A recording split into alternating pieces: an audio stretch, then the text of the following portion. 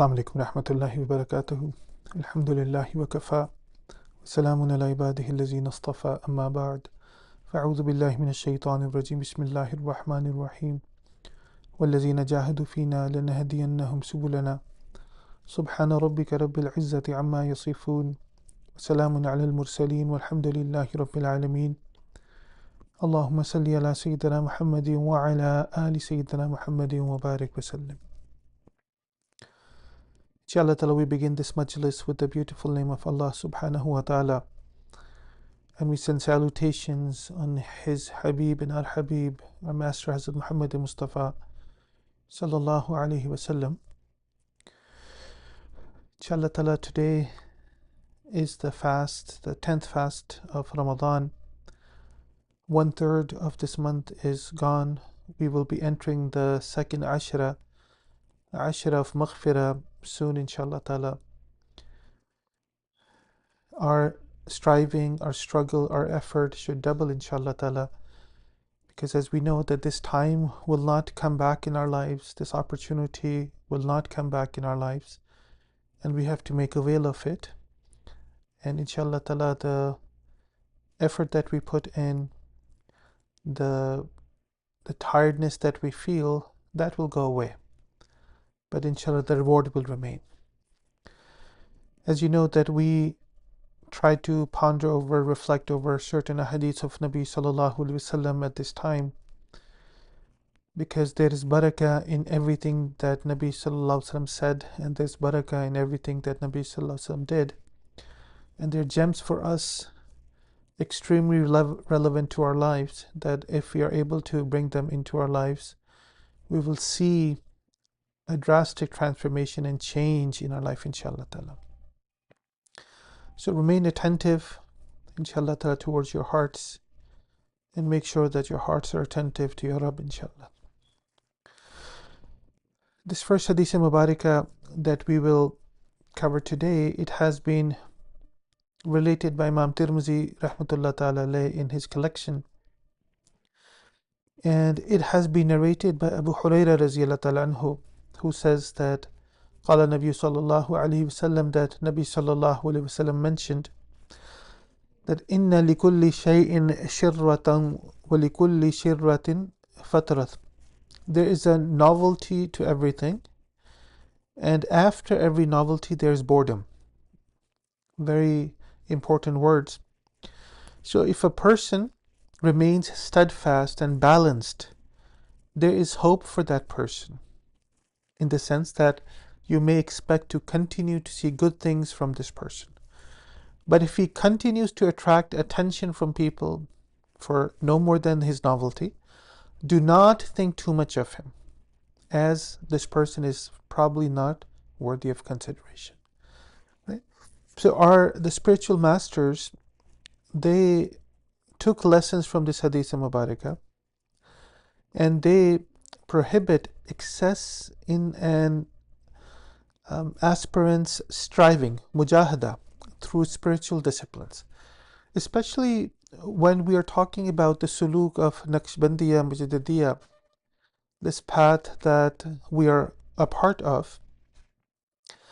We do not recommend any extra mujahidas other than whatever mujahidas we may find in the sunnah of Rasulullah sallallahu alaihi wasallam. And there's so much wisdom here that rather than creating mujahidas for our own nufus, for our own selves, which could be at the most mustahab, right?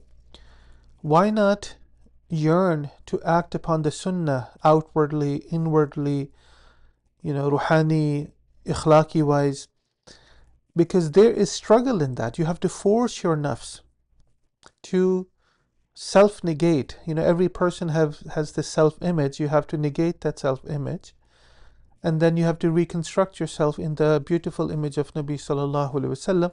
And so they're striving in that. I eat the way that Nabi sallallahu alaihi wasallam ate. I drink the way that he drinks. I speak the way that he speaks. I sleep how many hours he slept. I pray the way that he prayed. I wear the clothes that he wore, right? So this is, reconstructing your nafs in the image of Nabi sallallahu alaihi wasallam. So our mashayikh, the mashayikh, the Khaja Khan of Naqshbandiya, Mujaddidiyya, they recommended that the only mujahida you should be looking at is the mujahida of following the sunnah utterly, completely in your lives. And so the mashayikh will in general prohibit too much extra mujahida. And this is clearly taught in this Hadith Mubarakah as well, because when a person commits excesses in this regard, the novelty wears off, right? The person becomes fed up. The word is uktahart. You become fed up of it, right? You don't want to do it anymore. Their health deteriorates, you can only do so much, and then there's crash and burn effect, right? Because this is not a natural way of dealing with one's own nafs, right? We understand that we have to achieve tazkiyah of our nafs, we have to achieve purification, rectification of nafs, but if we take the more organic route, and of course, sunnah is very attuned to our fitrah, to our natural psyche, and so following of the sunnah not only does it bring with it tazkiyah, but it also brings with it zawq and shawq, because you are following your beloved, right? So you want to follow your beloved. But if a person, creates some, self-imposed mujahidas, I am going to do X, Y, and Z, I'm not going to sleep from now on. Some Sahaba Kiram Rizwanullahi Ajma'een, they wanted to do something similar. Some of them made intention, I'm not going to sleep anymore. Somebody made intention, I'm not going to lay with my wife. Somebody made intention that I'm going to fast from now on. And when Nabi Sallallahu Alaihi Wasallam heard this, he reprimanded them. He said, I sleep sometimes, and then I wake up, and then I spend time with my wives, and then I spend time in ibadah. There are days that I fast, and then there are days that I don't fast. Meaning, take it, you do it with moderation. Don't become extreme in this. Because when a person does that, this also leads to their abandonment of good deeds and striving altogether. Because now it's think of it as if you drink like extremely hot burning coffee. If you drink it, now every time you're about to drink, you will have that hesitation. I don't want to burn myself. So the nafs acts accordingly. If it gets burned, meaning if you try to put so much mujahidah on it, that now it just reacts to it in a very violent way. The reaction that comes from the nafs is usually extremely violent. It just destroys you in a way that you become so rebellious. You know what? I don't want to pray. I don't want to offer salah. I don't want to do X. I don't want to do Y. I'm going to commit sins. You become rebellious. This is how the nafs reacts. So you have to understand, this is what tasawwuf and is what we call ilm nafsiyat, is actually ilm nafs. Psychology is ilm nafs, knowing thyself, knowing yourself, right? And mashayikh have written that it can also lead to lunacy at times. You can lose your mind as well, right? So we do read about mujahidas of our mashayikh in books, but the mistake that a lot of times students make is that they'll say, I read in Falah and Falah book that this sheikh did such and such thing, and I'm going to start doing it. That's the worst thing that we can do. It's like, I read in such and such medical book that you take such and such medicine, it is going to cure X, Y, and Z, and you start self-medicating. Every doctor will tell you that's crazy, right? That you will do yourself more harm than good. Even doctors will turn to other doctors when they need help, right? So overall, this deen is deen of moderation, right? The problem today is, we're not doing any mujahidah, right? So we're not doing, forget about extreme, we're not doing anything in moderation as well, right? So we have to sort of come to that level at least, right? Bring, keeping our pleasures, our comforts, our luxuries in check, and making sure that there's at least some mujahidah, right? We are at least standing up against our own lazat of the dunya, right? Lazat that our nafs has become so addicted to, right? That it just refuses to leave them, let go of them. So if we have been able to recognize that, this month of Ramadan is such a beautiful month in which a person is able to attain that moderation. Pray your tahajjud. Pray your tahajjud in this month. Inshallah, it will continue afterwards. Pray your ishraq and charged in this month. Inshallah, it's going to continue. Get in the habit of praying awabid. Inshallah, it's going to continue. Pray salatu tasbih as much as you can. Inshallah, it's going to continue. Do your muraqabah. Do your muraqabah every morning, every night, half an hour at least. Inshallah ta'ala, it will continue. Do muraqabah, zikr khafi after every salah for a few minutes. Now you have organized yourself around these amal. Inshallah ta'ala, due to the barakah of Ramadan, due to the barakah of Quran, due to the tawfiq of Allah subhanahu wa ta'ala, you will find that they will continue in moderation. And this is moderation. This is not extreme. When we're talking extreme, we're talking that people would pray, hundreds of rakats of nawafil every night. Right? We can't even imagine. We can't even imagine. So this is moderation. At least bring these things in your life. Okay? And inshallah ta'ala, that will be enough for us to attain wilayah of Allah subhanahu wa ta'ala, to attain closeness to Allah subhanahu wa ta'ala. The next hadith mubarakah has been narrated by Imam Muslim rahmatullah ta'ala in his collection, and he narrates from Abu Hurairah radiallahu ta'ala anhu that Abu Hurairah radiallahu ta'ala said that when this verse was revealed, and the verse is وَأَنذِرْ أَشِيرَتَكَ الْأَقْرَبِينَ, and warn your close relatives.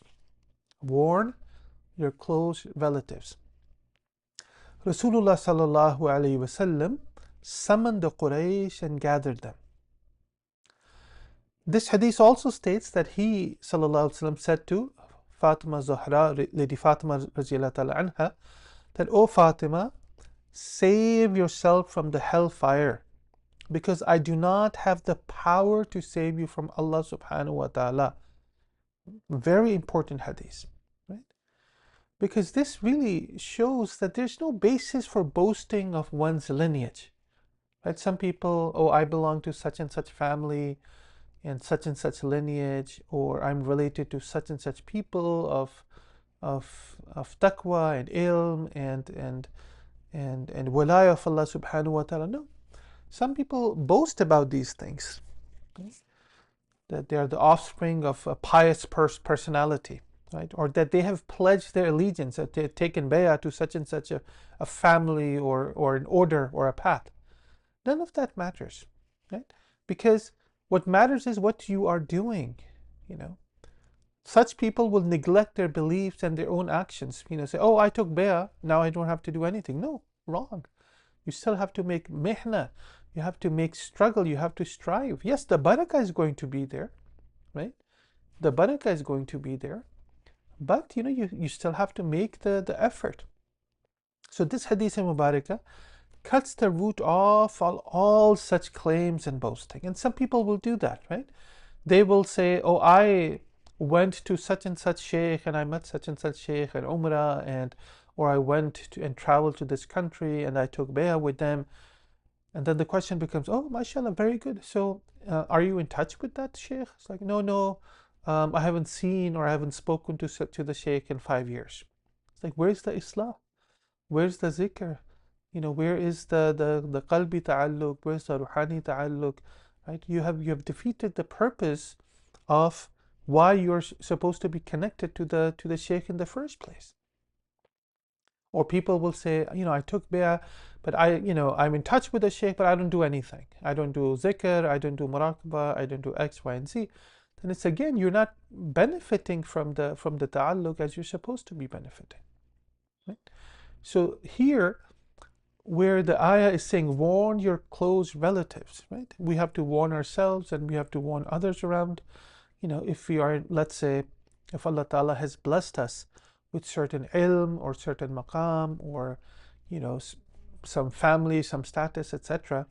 If I become a doctor, I will have to warn my children that, oh children, if you want to practice medicine, me being a doctor, I can give you some nasiha, but you have to become a doctor yourself. If I'm an alim-e-deen, and if my children, I have to tell them, you have to struggle and you have to gain knowledge yourself. You have to bring it into practice yourself. Then you will become an alim. Same way, if a person, practices dhikr, they have certain nisbah, the people who are connected to them, whether it's their family members or whether it is people who have taken bay'ah with them, you have to make effort. You have to struggle, you have to strive, you have to have talab, and then Allah subhanahu wa ta'ala will maximize the benefit that you will get out of that. Okay? And this portion of it, which has been narrated in Tirmizi and Nisa'i as well, where Rasulullah sallallahu alaihi wasallam speaks to Lady Fatima radhiyallahu ta'ala anha, telling her, save yourself from the hellfire. Ya Fatima, anqidhi nafsaki minan nar. Protect yourself from the fire. فَإِنِّي لَا أَمْلِكُ لَكِ مِنَ اللَّهِ شَيْئًا. Because I have no power to save you from Allah Ta'ala. Right? I mean, you have to do something on your own accord. So everybody who's listening, we have to get into the habit. We have to develop good habits.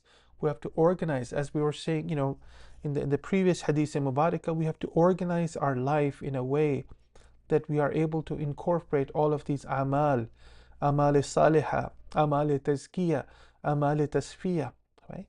That we're able to bring them into our lives, our so-called busy lives. So inshallah, we have something to show Allah subhanahu wa ta'ala on the Day of Judgment. All right? Allahu Akbar kabira.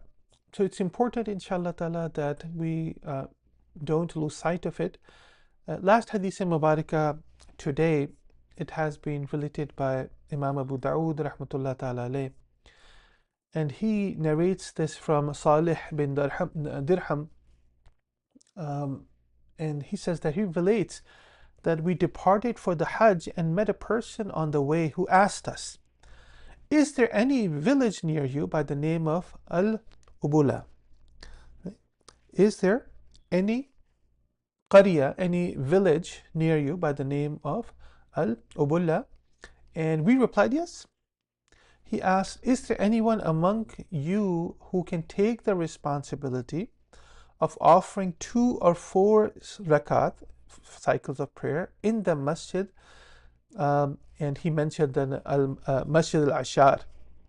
Can you go and pray? Can somebody take the responsibility and say that these cycles are on behalf of Abu Hurairah radhiyallahu ta'ala?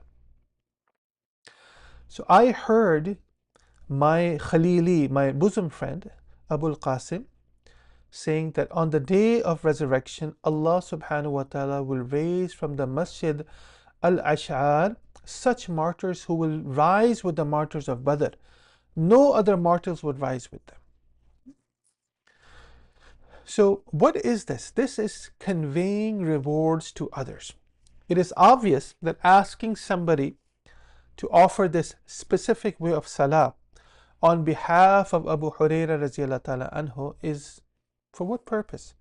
Solely for the purpose of conveying this reward to Abu Hurairah radhiyallahu ta'ala, which we call isal thawab. Right? So 2 issues with regard to conveying spiritual rewards, what we call isal thawab, are established from this Hadith Mubarakah, and be very, it's nuanced. You have to understand this. Number 1, just as the rewards for worship by expenditure, like sadaqah, reach the person in whose name it is carried out. I give sadaqah on behalf of my father, my mother. I give sadaqah on behalf of Rasulullah sallallahu alaihi wasallam, on behalf of, all the mashayikh of my silsila, etc., etc. Right?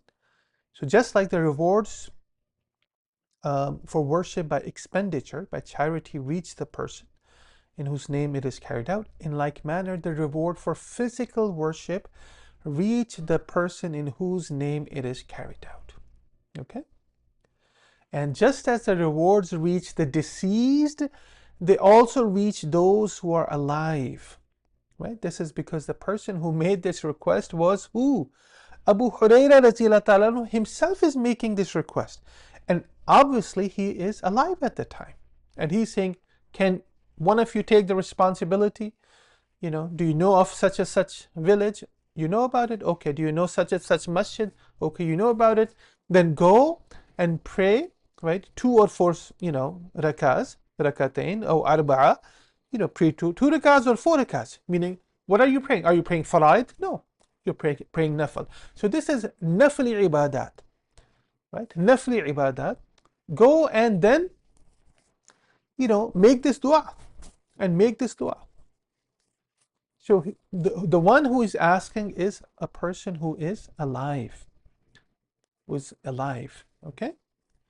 And so, fulfilling acts of worship in blessed places. It's also noticed that some of those who love their spiritual masters pay particular attention to engaging in remembrance and other acts of worship at the places where their spiritual master lives, or at the places where they perform these acts of worship. So they will go to their khanaqahs and zawiyas, and it's a state of your heart, right? It's a state of your heart. When you love somebody, then things that are associated, places that are associated with them, you reminisce about them. They bring good memories, and people will go and offer their ibadat there as well. So they do this because they consider these places to have barakah, to be blessed.